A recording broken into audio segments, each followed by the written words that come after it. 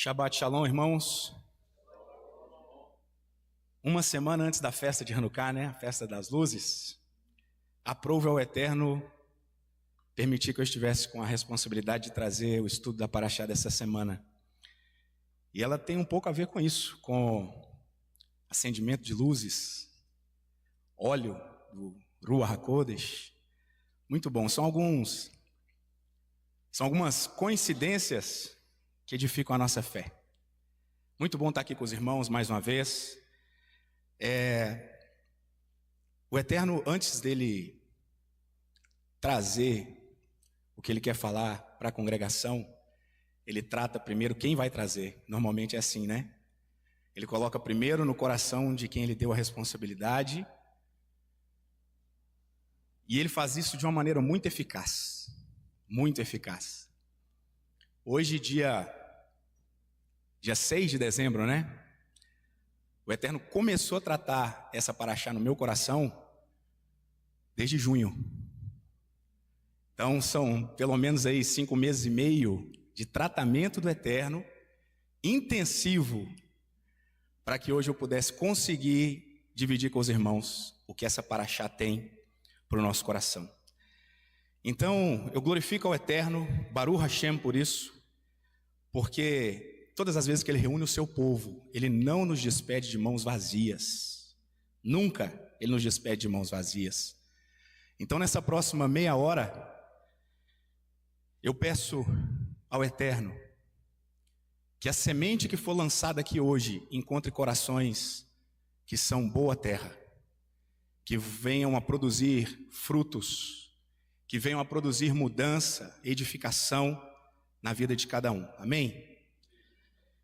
Então vamos começar o estudo da nossa Parashá. Assim, de todas as Parashot que existem, essa aqui, ela é muito especial. Porque ela tem vários detalhes nela, que cada um desses detalhes, se a gente pensasse, daria um estudo por si só. Não é verdade? Imaginem a cena, um homem travando uma batalha com um ser celestial. Não era só uma luta física. Lendo essa Parashá, quando a gente começa a imaginar, nós nos sentimos, pelo menos eu me senti assim, uma criança diante de um livro extraordinário, que imagina aquela cena de um homem lutando com um ser celestial, né? Essa Parashá, ela é fenomenal. Ela é muito profunda. Parashá Vaishlar, que significa e ele enviou, é quando Jacó vai enviar mensageiros ao seu irmão Esaú, não é isso? Depois de vários anos na casa do seu tio Labão, ele envia mensageiros antes do seu encontro com Esaú. E o interessante é que Jacó, ele é um enviado para gerações. Da mesma maneira que ele está enviando os seus mensageiros para falar com Esaú, Jacó, ele é um enviado para os nossos dias hoje. O que aconteceu no Vale do Jaboque, nós aprendemos hoje. Existe um segredo naquele vale, e que é trazido para nós hoje. Então Jacó é um emissário, e existe um segredo no Vale do Jaboque. E é esse segredo que nós vamos ver aqui nessa manhã, nesse estudo. Alguns sábios dizem que a gravidez da mãe de Jacó, de Rebeca, foi talvez a pior gravidez da história. Porque 2 nações lutavam dentro do seu ventre, Jacó e Esaú. E aí, para a gente ter uma ideia do que foi a gravidez de Rebeca, os sábios dizem para que nós olhemos para as guerras. Israel, mundo árabe, Rússia, Ucrânia, Coreia do Norte, Coreia do Sul, China, Japão. Pensa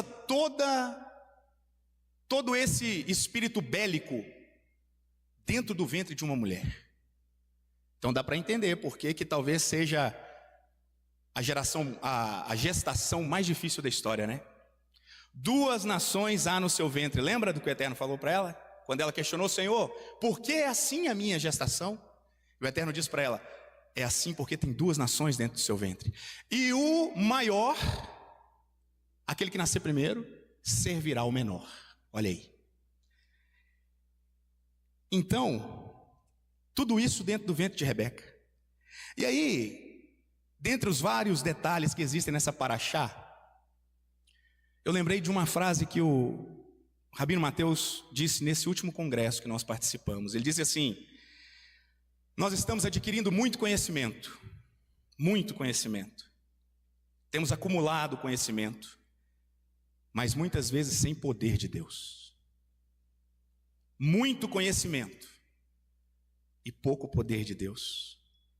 Por isso o tema desse congresso: renova-nos pelo teu Espírito.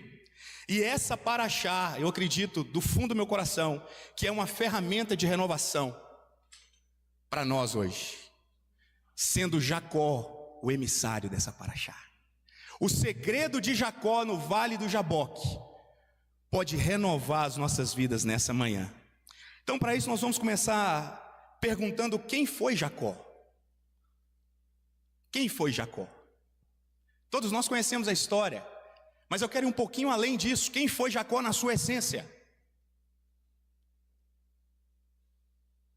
Jacó, o seu nome Yaakov, carrega um significado muito grande. É aquele que segura o calcanhar, não é isso? Yaakov vem da palavra Ekev, que é calcanhar. Então, quando ele nasce agarrado ao calcanhar do seu irmão, ele recebe o nome Yaakov, aquele que se agarra ao calcanhar. Mas também tem uma outra tradução, que na verdade é uma alusão a quem agarra ao calcanhar, que é a palavra suplantar. Sabe o que é suplantar? É pisar sobre.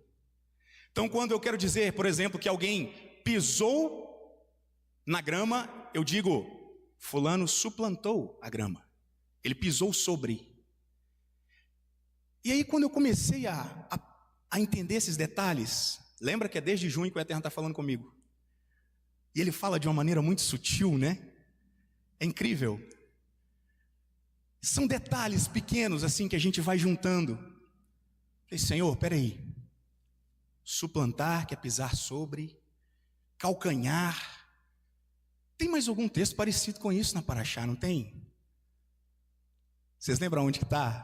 Calcanhar, pisar sobre. Bereshit, não é isso? Lá no Éden.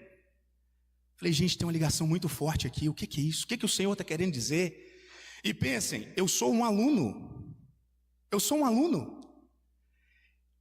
E quando eu me deparei com essa paraxá, eu falei assim: Senhor, eu não tenho a mínima condição de captar esses detalhes. Por isso que eu sei que isso não é coisa minha. Isso não é coisa que o meu raciocínio, o meu intelecto consiga colocar em lógica para dividir com os meus irmãos. Isso é coisa do Eterno. Porque os segredos, a profundidade que existe nisso aqui, não pode vir de um coração humano. Não vem do coração do Eterno. E aí eu disse para o Raul agora há pouco, falei assim: parece que essa é a primeira vez que eu vou trazer uma paraxá, porque o meu coração está pulsando diferente, eu estou com um temor do Eterno muito grande. E ele disse assim: isso é bom, porque nós temos a certeza que o Ruach, o Espírito do Eterno, é que vai fazer a obra, é que vai edificar nessa manhã. Então esteja com o seu coração aberto, que eu tenho certeza que o alimento do Eterno vai te fortalecer hoje. Lá no Éden, existe a ligação com esse texto de Yaakov, o calcanhar.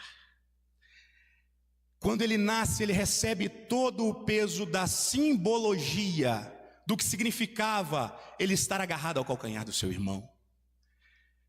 Porque não era só estar agarrado ao calcanhar, era o que significava ele estar segurando a perna do seu irmão.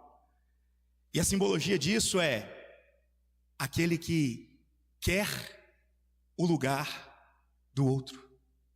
É por isso que muitas pessoas entendem Jacó como um usurpador, aquele que deseja tomar um lugar que a princípio não é seu. Ele queria estar na frente de Esaú quando ele ia nascer, mas ele estava na segunda posição. Então ele agarra o calcanhar do seu irmão e por isso ele recebe esse nome. E ele não queria ficar para trás, de maneira nenhuma. Ainda que para isso ele precisasse tomar o lugar do seu irmão. E veja que aqui tem um detalhe importante, nós vamos ver mais para frente um pouquinho. O tomar do lugar aí, nessa situação, que poderia parecer uma coisa ruim, não é. E os irmãos vão entender por quê. Depois esse homem cresce, vendo o dono da bênção, que é o seu pai Isaac, amar mais ao seu irmão Esaú. Não é isso que o texto diz? E Isaac amava o seu filho Esaú porque ele era um homem do campo, um caçador, viril, um guerreiro, não é isso? E Jacob cresce vendo o dono da bênção amar mais ao seu irmão do que a ele. E depois, durante toda a juventude, durante toda a sua infância, ele busca achar uma maneira praticamente impossível de receber a bênção que era destinada ao seu irmão mais velho. Pessoal, é praticamente impossível. Se não for uma obra do Eterno, seria impossível Jacob receber a bênção do seu pai. Porque a bênção era destinada ao que nasceu primeiro, a Esaú, e não a ele. A bênção estava destinada a Esaú. Entenderam agora por que nesse caso, segurar no calcanhar do seu irmão e querer o lugar dele não era uma coisa ruim? Não tinha a ver com dinheiro, não tinha a ver com as fazendas de Isaac, não tinha a ver com o ouro, com a prata que Isaac tinha, com as terras que ele tinha. Tinha a ver com a bênção do Eterno e o chamado que havia feito a Abraão. Isaac entendeu isso desde o ventre da sua mãe, sobrenaturalmente. Ele entendeu que a bênção que foi dada, a promessa que foi feita ao seu avô Abraão, passada ao seu pai Isaac, agora estava com seu irmão e não com ele. Agora estava com Esaú e não com ele. Então ele agarra querendo a bênção, querendo ser aquele que vai levar à frente a aliança que Deus fez com Abraão. É por isso que nesse caso não é uma coisa ruim ele nascer agarrado ao calcanhar do seu irmão. Pelo contrário, ele entendeu desde o ventre que o chamado deveria estar com ele. Ele queria levar o chamado à frente. E tem uma coisa interessante na Torá, que normalmente, os filhos que teriam direito a levar essa herança, normalmente, eles são substituídos pelos irmãos. Já viram isso? Abraão, quem Deus chamou primeiro? Tera, seu pai. Aí vem para Abraão. Tera não foi até o final, Abraão deu continuidade, não é isso? Aí nós vemos Jacó e Esaú. Aí nós vemos lá na frente Yosef. Quem era o mais velho? Rúben, não é isso? Quem foi que levou o legado? Então, percebam que a aliança do Eterno, não depende de quem nasceu primeiro, mas daquele que entendeu que ele tem que agarrar a bênção, agarrar a aliança e levar à frente. A bênção do Eterno, a aliança do Eterno, não tem a ver com aquele que nasceu primeiro, mas tem a ver com aquele que se dispôs o coração a agarrar isso com todas as forças. Então ele entendeu que não tinha a ver com dinheiro, não tinha a ver com as terras, não tinha a ver com tudo o que era de Isaac, mas tinha a ver com o chamado que Deus fizera a Abraão. E dizem alguns estudiosos que, por terem ouvido o que o Eterno falou com Rebeca, lá no Gênesis, Bereshit, capítulo 25, o maior servirá ao menor. Alguns rabinos dizem que Isaac e Rebeca se deixaram enganar. Ou melhor, Isaac se deixou enganar por Rebeca e Jacob, porque ele sabia do que o Eterno tinha dito lá atrás, no princípio da gravidez dela. O maior servirá ao menor. E aí quando você lê a história da bênção que foi dada e de como eles fizeram para receber essa bênção, a gente realmente percebe e fala assim, poxa, Isaac ajudou facilitou essa bênção aí, né? Porque, enfim, então alguns rabinos entendem isso, que foi porque eles sabiam da promessa do Eterno, o maior servirá ao menor, então a bênção tem que ficar com o menor. Então, a verdade é que, depois de receber essa bênção, Jacó enfureceu seu irmão Esaú, lembram? Quando Esaú descobre que a bênção havia sido dada para ele, ele se enfurece e ele jura o seu irmão de morte.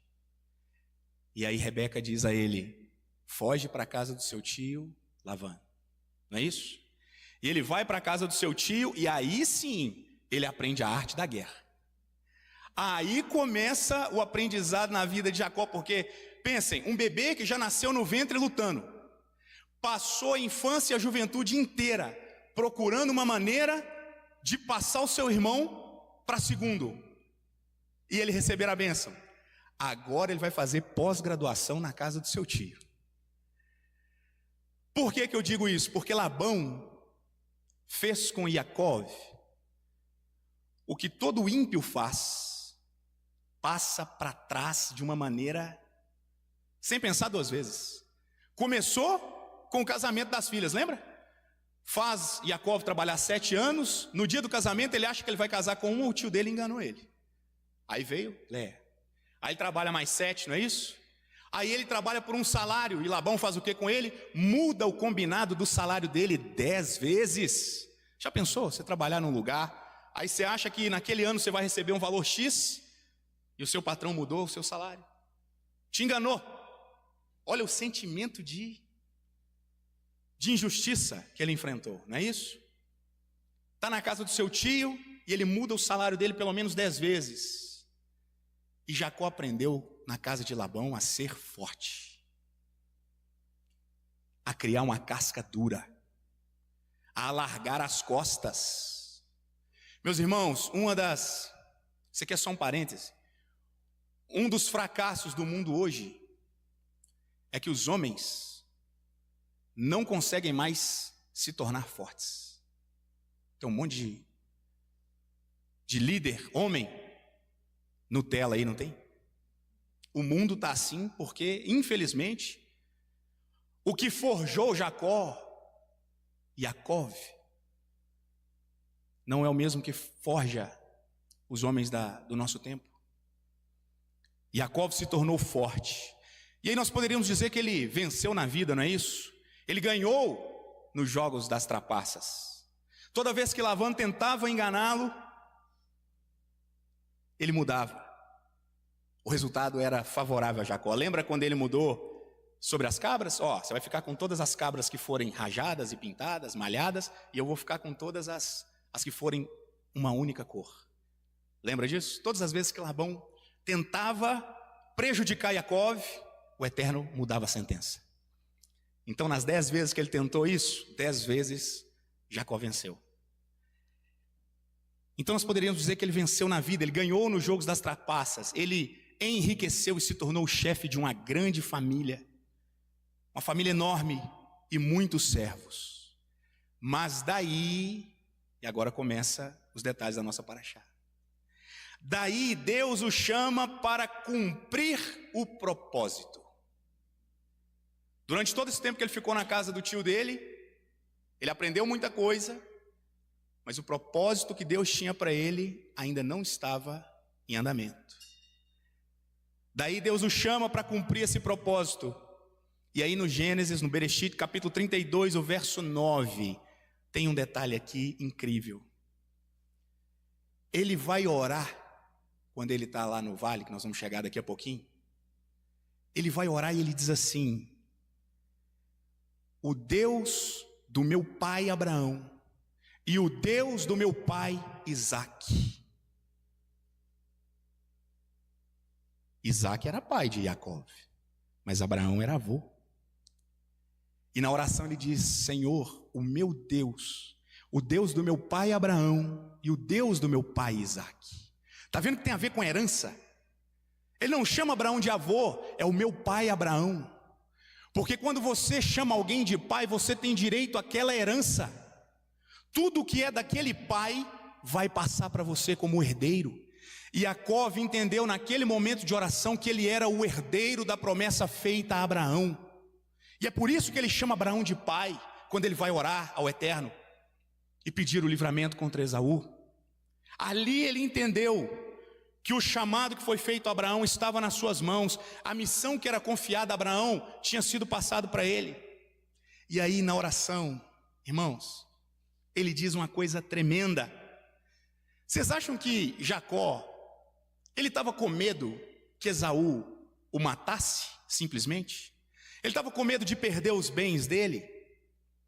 Ele estava simplesmente com medo da raiva do irmão que estava contida há anos e agora seria descontada nele? Vamos ver o que a oração dele confessa.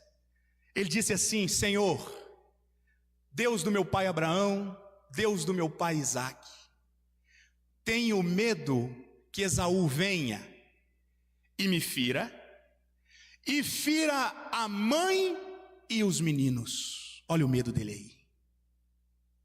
Ele tinha medo que Esaú destruísse o propósito da herança que ele havia recebido de Abraão. Não tinha a ver com dinheiro. Ele mandou vários presentes para Esaú, lembra? Quando ele chegou e enviou, Vaishlar, ele enviou os emissários. Ele envia esses emissários com vários camelos, vários jumentos, várias coisas ali para enriquecer Esaú, para dizer: olha, é tudo seu. Ele chama Esaú de meu senhor. Tudo é seu, eu não me importo com nada disso. Mas na oração ele demonstra qual que era o verdadeiro medo que tinha no coração dele. Senhor, eu tenho medo que o meu irmão venha e me fira, e fira a mãe e os meninos. Ali, se Esaú tivesse destruído Jacó, o projeto do Eterno, a missão do Eterno havia acabado na vida de Jacó. A aliança que ele havia feito com Abraão, passado a Isaque e chegado agora em Jacó, estaria terminada. O medo de Jacó era única e exclusivamente em perder a herança do que Deus havia prometido a ele. Nunca teve a ver com dinheiro. Nunca foi a respeito de poder, ou de ser simplesmente o primogênito na sua família, o senhor dos seus irmãos, não. O medo dele é que a herança dele fosse destruída naquele momento. Eu não posso perder. Eu não posso perder. E ele ora ao Eterno: livra, Senhor, a minha linhagem. Está lembrando quem que foi a linhagem de Jacó depois lá no Egito? Que salvou toda a terra? Quem que foi? Yosef. Ele nem imaginava que a sua linhagem salvaria todo o Egito. Mas ele orou por isso: Senhor, a minha linhagem não pode ser destruída. A herança que o Senhor me deu, ela não pode parar aqui. Ele tinha consciência que o chamado feito a Abraão, passado ao seu pai Isaque, agora estava nas mãos dele. E agora, já que ele enviou os mensageiros para falar com seu irmão, ele se retira e vai orar. Lembra o nome do vale lá? Jaboque. Não é isso? Então, se eu fosse dar um nome para essa paraxá, eu colocaria, talvez, o príncipe do Jaboque. E depois vocês vão entender por quê. O príncipe do Jaboque. Jaboque era um rio que passava ali, tem as suas águas azuis, por isso o nome Jaboque, cristalinas e azuis. E ali existe um vale. Todos nós sabemos o que é um vale, não é isso? Montanhas ao redor e o vale, praticamente um buraco, não é isso? E Jacó está ali orando ao Eterno, sozinho, angustiado, ninguém com ele.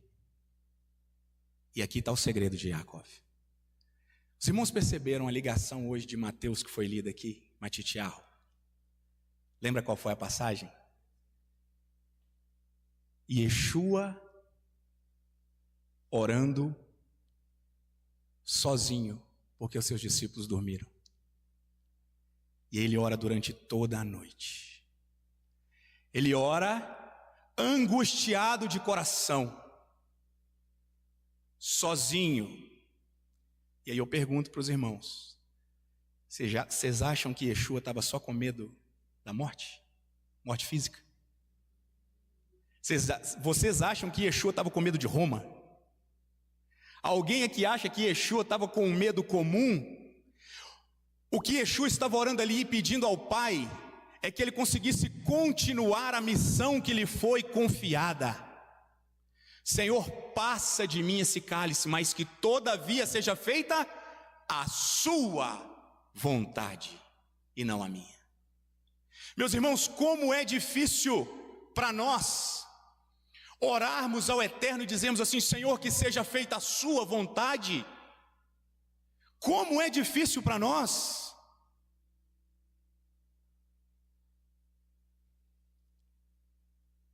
Quando Adão e Havá, lá no Éden, decidem tomar as próprias decisões, nós já escutamos isso aqui várias vezes. Eles começam a decidir que Tov, o que era bom, não era mais o Eterno, não é isso? Quando eles pegam aquele fruto que Adonai falou: daqui dessa árvore vocês não vão comer, eles passam então a decidir o que seria bom ou ruim para eles, não é isso? E Jacó fez isso a vida toda. E Jacó lutou com as suas próprias armas durante toda a vida. Ainda que o Eterno o abençoou, sim, o Eterno o abençoou, porque o Eterno tem um plano maior para Jacó. Mas ele lutou durante toda a sua vida, até que ele chega diante do propósito. Naquele momento ele não conseguiria mais lutar pelas suas próprias forças. Naquele momento no Vale de Jaboque ele não conseguiria mais vencer as armadilhas no seu intelecto. E aí ele ora, da mesma forma que Yeshua orou no Getsemane. Senhor, o projeto está aí, e o meu irmão está vindo, e se ele me ferir, ele vai ferir a mulher e as crianças, ele vai ferir a minha herança. Eu não vou conseguir terminar o projeto que o Senhor colocou na mão do meu pai, Isaac e Abraão. Ele ora para que ele continue no propósito. É difícil demais nós dizermos essa oração: Senhor, que seja feita a sua vontade. Porque nós carregamos em nós a mesma audácia pecaminosa que estava no coração de Havá, quando ela desobedece. Nós queremos muitas vezes tomar as nossas próprias decisões. Muitas vezes nós queremos seguir a nossa vida e tomar as decisões de acordo com aquilo que nós achamos que é bom. Mas não é isso que o Eterno tem para nós. O que Ele tem para nós é a aliança que Ele prometeu e que Ele fez com Abraão. É isso que Ele tem para nós. E é por isso que nós devemos lutar. E muitas pessoas talvez abrangeriam essa paraxá no dia de hoje, exporiam ela aqui para os irmãos, falando da firmeza que Jacó teve naquele vale. Imagine, irmãos, você lutar com um ser celestial e dizer para ele: eu não vou te soltar até que você me abençoe. Que persistência, né? Que audácia, que força. Nós poderíamos falar da força de Jacó, mas não é da força dele que nós vamos falar hoje. Nós vamos falar quem era o príncipe que lutou com ele no Vale do Jaboque. Porque esse é o segredo de Jacó. Não era a sua força, não era a sua determinação, não era tudo que ele aprendeu na casa do seu tio Labão, mas foi quem ele encontrou no Vale de Jaboque e que mudou a vida dele. É isso que nós precisamos.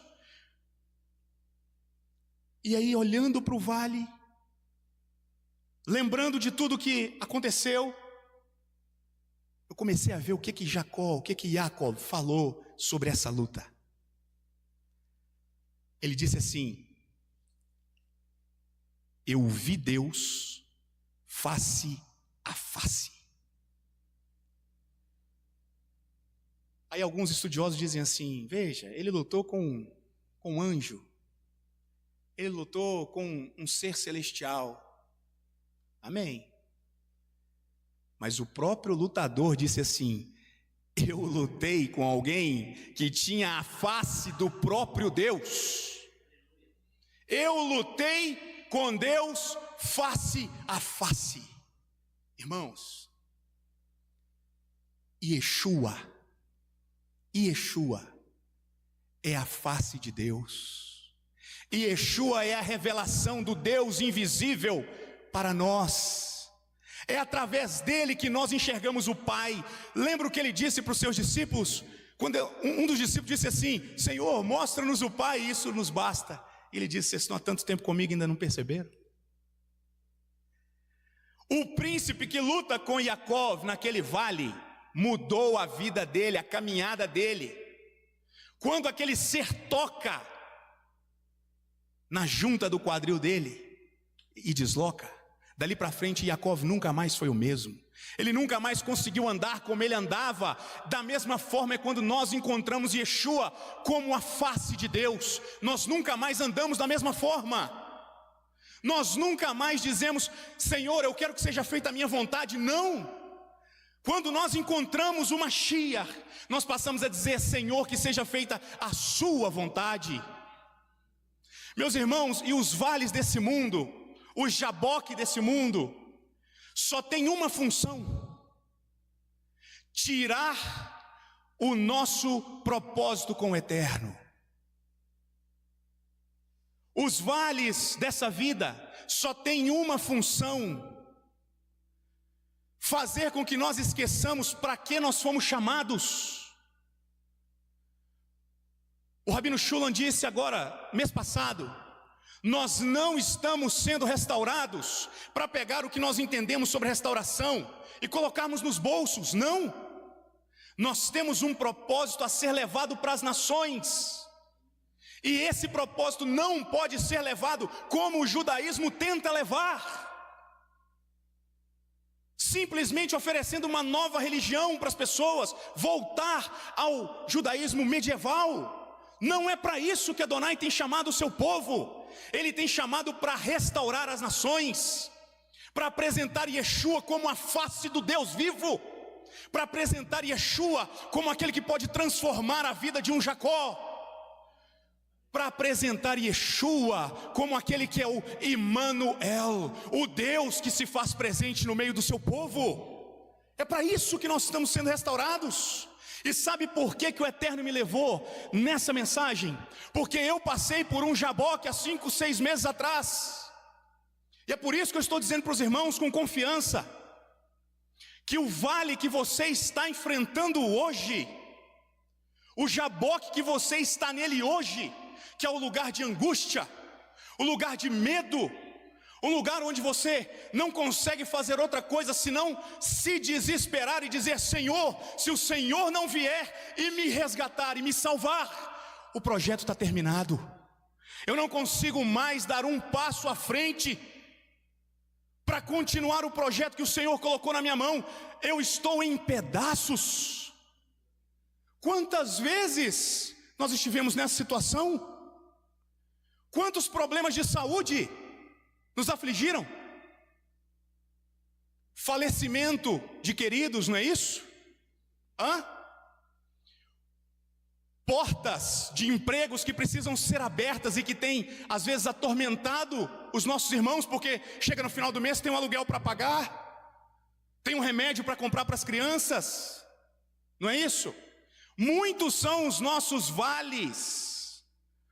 O Jaboque não está aí só para um ou outro, não. O momento do vale é um momento de angústia, é um momento onde a nossa alma geme. E eu sei que alguns irmãos estão nesse vale, estão passando por isso, onde a alma está dizendo: Senhor, eu não aguento mais, me ajude, porque senão a minha herança vai ser destruída, eu não tenho mais força para lutar.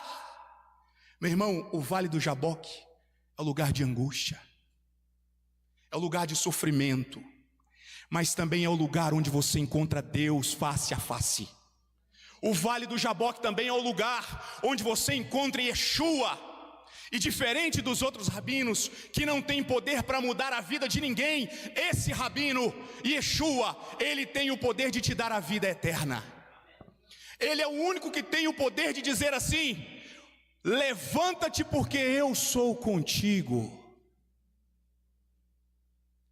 No Jaboque é onde você encontra com Yeshua.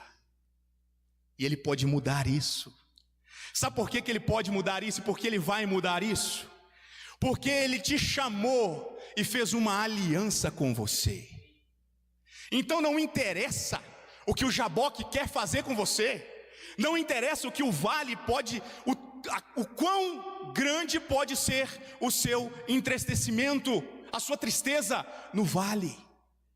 Ele pode te arrancar de lá, e Ele pode te dar a vitória, como Ele deu para Jacó. Sabe o que Jacó percebeu naquele vale? A mesma coisa que no Éden, Adão e Havá perceberam depois. Lembra da ligação que nós dissemos aqui no começo? O calcanhar de Jacó, o calcanhar no Éden, na sentença, lembra? O que os irmãos acham que Adão e Havá perderam no Éden? Ontem eu perguntei isso para Heloísa, para minha menor. O que vocês acham que eles perderam? O paraíso? A vida eterna? A presença de Deus, eles perderam lá. A face de Deus, eles perderam lá. A sentença para Adão e Havá foi perder a face de Deus que eles tinham todo dia. Quando Jacó está lá no Vale do Jaboque, ele entende que o que ele precisava não era os bens que poderiam ser de Esaú, não era a própria família grande que ele formou, mas era a presença de Adonai com ele. E é por essa presença que ele clama no vale, e ele diz: devolve, Senhor, a presença. Eu preciso da sua presença para encontrar o meu irmão. Lembra que ele tinha encontrado os anjos de Deus anteriormente? E aí ele deita a cabeça na pedra, lembra disso? E tem o sonho e vê a escada de Deus, para achar passada, né, retrasada. Ali ele entendeu que o que ele precisava buscar naquele vale era a presença do Eterno. A presença do Eterno é que vai nos dar a força que nós precisamos para passar por qualquer vale. O que importa nessa vida é não perder a presença do Eterno. E é por isso que eu disse que eu não ia falar hoje sobre a força de Jacó, sobre a determinação de Jacó. Eu ia falar sobre o príncipe do Jaboque, que tem a face de Deus. É sobre ele que nós precisamos falar, e é sobre ele que nós precisamos buscar a Deus para que ele esteja conosco. Meus irmãos, entendam uma coisa: muito conhecimento, como Mateus disse agora recentemente, muito conhecimento sem poder de Deus não serve para você no dia do Jaboque. Não serve. Você pode saber de judaísmo e de cabalá e do que for, e de Zohar. Se você não tiver a face de Deus com você, nada disso te serve. Porque o que te tira do Jaboque com força e que mantém o seu propósito é o homem que tem a face de Deus. É ele. É ele. E é isso que ele está dizendo para você hoje: eu quero te devolver a presença. Há 5 ou 6 meses atrás, um irmão passou por mim aqui na cozinha. Eu disse assim, ele perguntou: você está bem? Eu respondi para ele: estou bem. Da boca para fora: estou bem. Eu dei uns 3 passos e voltei. O Eterno em mim falou: estou te mandando gente para conversar, você está passando direto. Eu voltei e falei para ele, falei assim: meu irmão, estou bem não. Eu perdi alguma coisa e eu não sei o que é, que eu não sei que ponto que foi isso. Eu não sei como é que isso aconteceu. E aí eu lembrei de uma pregação que o irmão Raul fez aqui alguns meses atrás. Lembra de Davi? Quando pecou com Betseba? Ele disse assim: Davi não pecou com Betseba e depois perdeu a presença. Não foi isso. Ele perdeu a presença e daí ele pecou com Betseba. Sem a presença de Deus nós somos vulneráveis. Totalmente vulneráveis. E aí eu me senti envergonhado, porque eu falei: Senhor, aonde que foi a tua presença? Aonde? Sabe quando você ora e você tem certeza que a sua oração não passou do teto que você está ali? Sabe quando você lê a Bíblia e fala: Senhor, essa é a palavra viva, cadê o alimento? Eu não estou conseguindo alimentar. E aí eu achei que isso deve ser coisa da minha cabeça. E aí as irmãs começaram a orar às 3 horas da manhã, durante 40 dias. Os irmãos sabiam disso? As irmãs fizeram aqui uma campanha de oração. Durante 40 dias elas oraram às 3 horas da manhã. Enfim, no final desses 40 dias de oração, eu estava lá no meu serviço, na madrugada, eu trabalho à noite, estava lá no meu serviço. E do nada, eu abri a porta da sala onde eu estava, eu abri a porta e entrei. Quando eu entrei, eu voltei para fechar a porta, para encostar. E naquela hora eu senti a presença de Deus entrar naquela porta, de uma maneira que pouquíssimas vezes eu senti antes na minha vida. E eu caí num pranto, eu não consegui segurar. Senhor, obrigado, obrigado. O Senhor me devolveu a presença. Era disso que eu estava falando, Senhor. Não era de conhecimento técnico, não era de saber o que está escrito, não é. Era o poder de Deus que havia ido embora. E naquela noite Adonai devolveu, e eu senti isso de perto. E eu falei: Senhor, muitas outras almas estão da mesma forma que eu, cheios de conhecimento, mas a presença foi embora. Traz de volta, Senhor, é o teu povo, traz de volta a presença. Nós precisamos disso para cumprir o compromisso que o Senhor nos entregou. E naquela manhã, quando eu cheguei em casa, minha esposa, 7h pouca da manhã, estava acordada, e eu entrei no quarto, ela estava conversando com as meninas, e eu disse assim: você estava orando essa madrugada? Ela virou para mim e disse assim: oramos, e nós pedimos que Deus devolvesse a presença dele para vocês. Não é coincidência, Adonai ouviu as orações das irmãs dessa casa e devolveu a sua presença para aqueles que precisavam. Aí eu falei assim: Senhor, mas será que isso acontece mesmo com qualquer crente, com qualquer um que crê no Senhor, ou é só com gente mais fraca igual eu? E aí a gente foi agora no congresso, e o rabino Jonathan Burns contou a experiência que ele teve agora, recente. Ele disse assim: meu irmão, eu estava num vale tão grande, num desespero tão grande na hora da morte. Ele estava em coma, ele chegou a ficar em coma, e ele disse assim: eu falei com Deus, para que eu estou fazendo tudo isso? Eu perdi o sentido do meu chamado. Falei: então não é só comigo não, tem mais gente que sente isso. Claro que tem, porque nós somos humanos, nós somos como Yaakov, nós não somos super-homens, nós somos pessoas que têm aluguéis para pagar no final do mês, nós somos pessoas que ficam doentes, que têm falecimentos na família. Nós somos humanos, irmãos, simplesmente humanos, e é normal que nós passemos pelo vale do Jaboque, não só uma, mas várias vezes durante a nossa vida. Mas uma coisa Deus quer nos ensinar nessa manhã, e agora eu já encerro: o príncipe do vale do Jaboque é o único que pode te garantir a vitória. O único. O príncipe do vale do Jaboque é o que tem a face de Deus. Então, se você está precisando ver Deus face a face, essa mensagem não é à toa.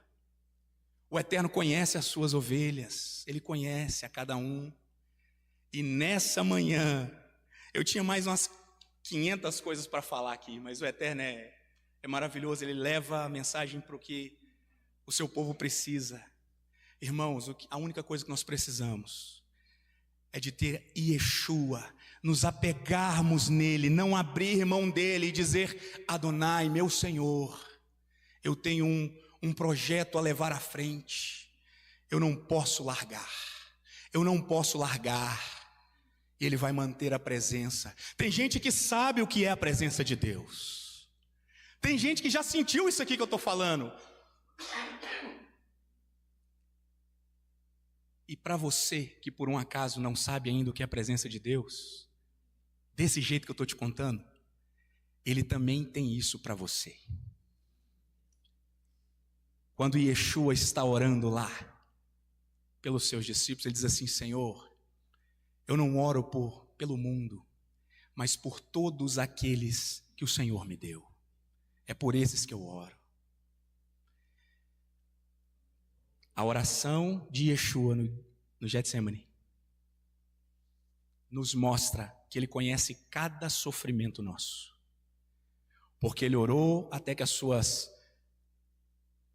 o seu suor se transformasse em sangue, não é isso? Ele sabe o que nós suportamos e o que nós não suportamos. E ele diz que todos aqueles que o Pai deu para ele, nenhum se perdeu. Nenhum. Então não importa qual seja o vale que você está hoje, Ele quer te devolver à presença dEle. Amém? Amém.